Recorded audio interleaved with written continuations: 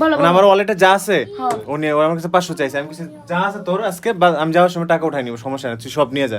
অনেকদিন ধরে টাকা চাইতেছে না।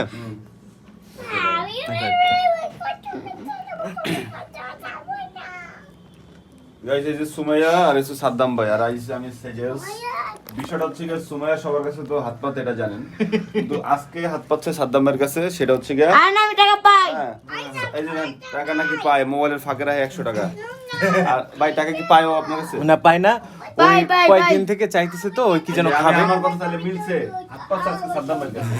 জি আমি পাই, হয় কেন পাই। আমার কাছে হাত পাতে আমি দেই প্রায় কিন্তু এখন আর দেই না, একটু বন্ধ করছি। এখন হচ্ছে সাদ্দাম ভাইকে ধরতেছে, আকাশ ভাইরে ধরতেছে, ওই মাহফুজ ভাইরে ধরতেছে। হ্যাঁ, আর বিষয়টা হচ্ছে গিয়া সুমাইয়া যেহেতু চাইতেছে অনেকদিন ধরে, সাদ্দাম ভাই হচ্ছে গিয়া দিবে, তার মন না অনেক বড়। আমি দিব বলতে কি, ধরেন আজকে আমি বলছি যে আজকে যাওয়ার সময় উঠায় নিব, মানে ওয়ালেটের ভিতরে যা আছে ও আজকে নিয়ে যাক সব।